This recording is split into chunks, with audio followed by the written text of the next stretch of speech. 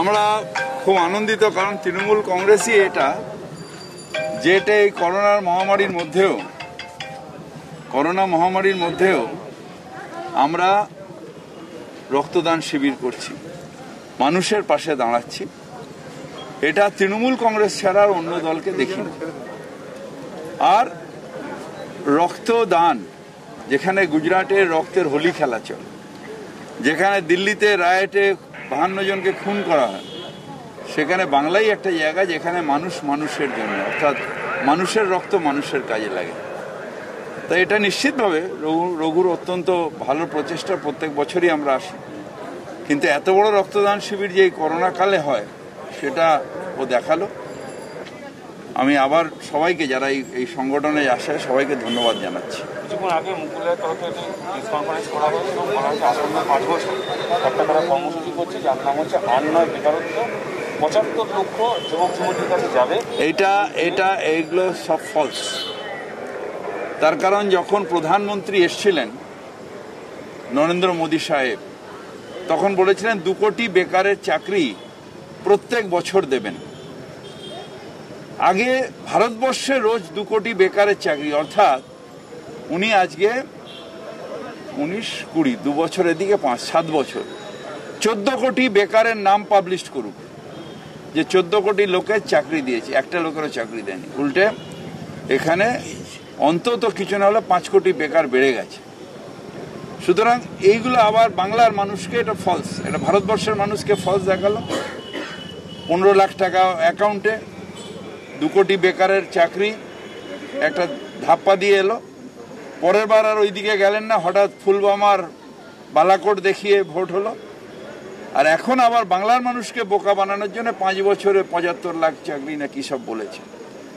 আগে এনারা তো ছোট, আগে যে বড় যেটা করেছে, মহাগুণী মহাজন যে পথে করের গমান, আমরাও হব পাথরস্মরণী। তাহলে আগে মুকুল রায়কে বলা উচিত, ওই হিসেবটা আগে মোদী সাহেবের কাছে নিয়ে এসো, তারপর তোমার 75 লক্ষের গল্পটা শুনবো। পাশাপাশি 356 দাবি করেছেন। দেখেন, এগুলো করতেই হবে। মুকুলদাও কংগ্রেস করতো, আমরাও কংগ্রেস করতাম, তখন আমরা খুব লাপাতাম। সেন্ট্রাল গভর্নমেন্ট ছিল 356 করব, কিন্তু 34 বছরে আমরা 356 করতে পারিনি বা করেওনি। সুতরাং এগুলো সব নিয়ে লাপালাপি হয়, একটু গরম হয়, মাইকে বললে গরম হয় ছেলেরা, এছাড়া কিছু না, এটা বাস্তব না। রাজীব ব্যানার্জি আজকে পার্থদের বাড়িতে গেছিলেন এবং সেখানে বলেছেন যে দলের দেখেছেন মহাসচিব আমি এসছি, যে পোস্টারগুলো মারা হয়েছিল রাজীব ব্যানার্জির নামে, সেটা তিনি জানেন না, তারা মেরেছে, সেটা তো আমরা আপনাকে বলে দিচ্ছি। ধরুন, আমি এক্ষুনি যদি একটা স্টেটমেন্ট করি যেটা দল একটু বিড়ম্বনায় পড়বে, হয়তো আমার মনের দুঃখ থাকতে পারে, আমি বলতে পারি। রাজীব আমার ছোট ভাই, আমার সাথে ফোনে প্রায়ই কথা হয়, সুতরাং ও আমার খুব খুব স্নেহের। কিন্তু যেই আমি যদি ধরুন কোনো একটা ব্যাপারে বলে ফেললাম, পুরোটা তো প্রেস দেখায় না, যেটুকু দরকার টুকরো টুকরো করে দেখে। আমি ধরুন কিছু একটা বললাম যেটা দলে একটু হয়তো দুঃখ আছে, সেটা হঠাৎ বলে ফেললাম। কালকেই দেখবেন বিজেপির যারা ওই ইভেন্ট ম্যানেজার, সাথে সাথে ওটা দিল্লির থেকে হয়ে গিয়ে আমার ভাইয়েরা, আমার ছেলেরা, আমার কাকারা সব রাস্তায় বেরিয়ে পড়ে, বাঁকুড়া, বীরভূম, দার্জিলিং, সব জায়গায় চলবে। কারণ তারা সোজাসুজি রাজনৈতিক লড়াই করতে পারে না। তাই কখনো সিবিআইকে নিয়ে লড়াই, কখনো তৃণমূলের ঘর ভাঙার রাজনীতির লড়াই, আর কখনো আবার তৃণমূলের মধ্যে অবিশ্বাসের বাতাবরণ তৈরি করার লড়াই। এই লড়াইগুলো বিজেপি লড়ছে। সোজাসুজি রাজনৈতিক লড়াই হচ্ছে। মমতা এই কাজটা করেছে, কন্যাশ্রী করেছে, আমি আসলে আরেকটা কন্যাশ্রী 2 একটা করব।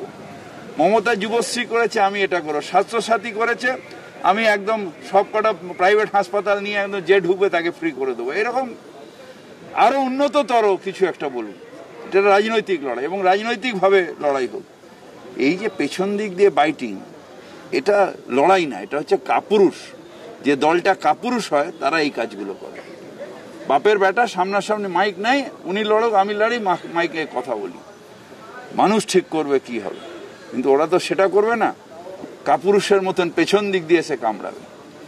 আমাদের সেটা কাজ না। কুকুরের কাজ কুকুর করেছে, কামড় দিয়েছে পায়ে, তাই বলে কি কুকুর হওয়া মানুষের শোভা পায়?